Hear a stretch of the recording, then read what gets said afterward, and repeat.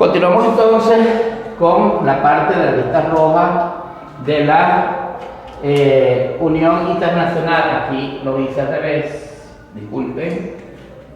Unión Internacional para la Conservación de la Naturaleza. Hay 9 categorías, pero esta organización o esta Unión Internacional trata 3 puntos importantes y significativos.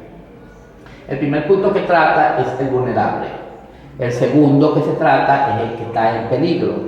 Y el último a tratar es el peligro crítico. Es decir, que tenemos entonces 3 probabilidades, ninguna buena, obviamente, ninguna buena, todas nos conllevan a lo mismo, a que los vulnerables pasen a peligro y los de peligro pasen a peligro crítico. Pero hacia atrás no hay marcha atrás muchas veces. La marcha atrás la podemos hacer simplemente nosotros, utilizando nuestro poder de raciocinio, nuestra sensibilidad humana, nuestra calidad de vida para poder evitar esto. Cuando nosotros hablamos de lo vulnerable, estamos hablando de que presenta una alta probabilidad de convertirse en especie en peligro de extinción. En matemáticas, cuando nosotros hablamos de probabilidades, estamos hablando de cuántos individuos por cada 100 o por cada 1000 o por cada millón pueden estar en peligros de extinción. Dependiendo de esa comunidad, ya nosotros vimos esto en los ecosistemas, dependiendo de esa comunidad y sobre todo de esas poblaciones que nosotros vemos dentro de las comunidades, nosotros entonces podemos categorizar, nosotros podemos entonces hablar de probabilidades que nos indican la aproximación a algo que está pronto a venir o a ocurrir. En este caso, cuando nosotros hablamos de lo que puede ser probable, estamos hablando de que las probabilidades son bastante altas en este caso. ¿Okay? Estadísticamente hablando, entonces nosotros decimos, a través de trabajos que ya se han hecho, a través de estudios que se han hecho, que estos que están en esta parte, en esta primera parte, o en este primer renglón que son de vulnerables, están bastante próximos a estar en peligro. ¿Ok? Luego les hablamos de los individuos o de las especies o de aquellas poblaciones que pueden estar en peligro. Cuando hablamos en peligro decimos que todos los miembros vivos de dicho taxón, cuando hablamos de taxón estamos ubicando por especie a los animales. Por ejemplo, las especies de pingüinos, las especies de leones, las especies de jirafa. ¿Ok? Recuerden de la parte de cuando vimos comunidades y poblaciones. Nosotros estamos constituidos bajo una taxonomía, es decir, está el reino animal, está el reino vegetal, está el reino fungi, de hongos, está el reino monera, están varios reinos que forman la taxonomía. Y en cada uno de esos taxones nos encontramos cada uno de los organismos que estamos acá. Nosotros, por ejemplo, estamos en el taxón del reino animales o el reino animal. Nosotros somos del reino animal, somos animales superiores, ¿ok? Somos animales civilizados, superiores, eucariotes, pluricelulares, etc.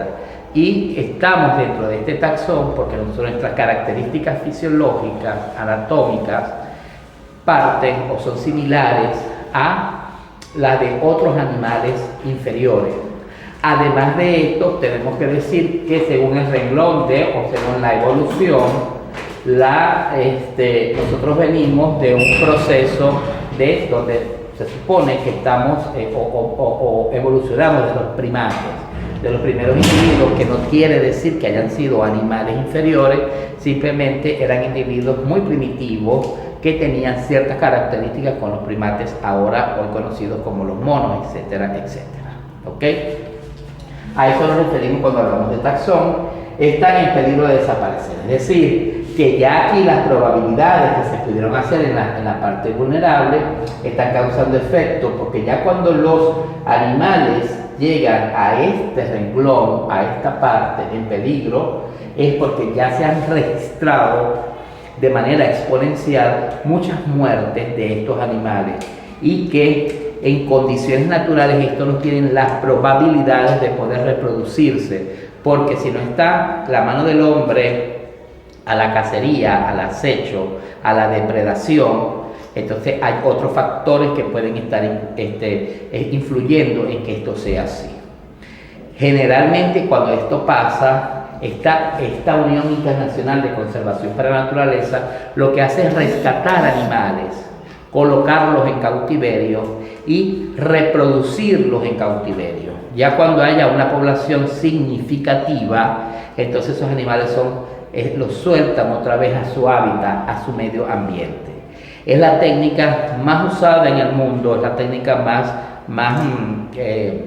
más elemental, pero es la más práctica, es la más importante, es la que hasta ahora ha dado como resultado que las especies no desaparezcan del todo, sino que a nivel de cautiverio, de laboratorio, se puedan entonces conservar estas especies, que se puedan reproducir y se puedan adaptar a nuevas condiciones de vida. ¿Okay? Esa es la importancia que tienen estos. Obviamente, hacer todo este trabajo a nivel mundial cuesta mucho dinero, es muy caro. Primero, trasladar especies, por ejemplo, de la selva amazónica o de la selva del Perú, de Chile, de Ecuador, de otros países en Latinoamérica, de las Patagonias, en Chile, en parte del Perú y en Argentina, es bastante difícil. Y eso cuesta bastante dinero, aparte que también pone en riesgo la vida humana. Entonces es un trabajo bastante meticuloso, es un trabajo bastante arduo, es un trabajo álgido además, que implica la mano de muchas personas, o sea, están allí incluidas muchas personas, muchos profesionales, muchas personas que conocen sobre la conservación, sobre animales, veterinarios, zootecnistas, médicos, biólogos, ecologistas, y paro de contar de la cantidad de personas que tienen que trabajar allí, de expertos que sepan de la materia, genetistas que sepan de la materia para que puedan entonces estos no desaparecer. Eso es un costo alto y generalmente los países como que no les importa. A los gobiernos de este mundo, de este planeta, casi todos los países del mundo pareciera no importarles esta parte fundamental de la naturaleza y de aquellas especies que pueden estar en peligro de desaparecer definitivamente. Otra parte que nosotros vemos es el peligro crítico. Cuando hablamos de peligro crítico, hablamos cuando las especies enfrentan un peligro extremadamente alto en extinción en estado silvestre. Es lo mismo que le venía diciendo. Entonces ya aquí la reducción de la población, estadísticamente hablando, ha sido maximizada, es decir, que se registran mucha desaparición, quizás muertes de especies y pocas especies vivas en esas comunidades, es decir, que se mantiene entonces un renglón de esta parte del ecosistema, de esta parte de los biomas, del biotopo, entre la biocenosis, que no está dando resultados, que no podemos ver entonces que estos animales están creciendo en cantidad de individuos. Cuando nosotros vemos que los individuos no están creciendo, que las poblaciones están bajando, porque nosotros podemos hacer cálculos demográficos por habitantes o por individuo, entonces nosotros nos damos cuenta cuando esto está ocurriendo en un lugar determinado. Entonces se prenden las alarmas mundiales, se prende la alarma nacional en este caso, que entonces es donde entra el Estado, es donde entran los organismos competentes, las ONG, por ejemplo, que pueden entonces salvar un poco la situación de lo que está ocurriendo en el momento.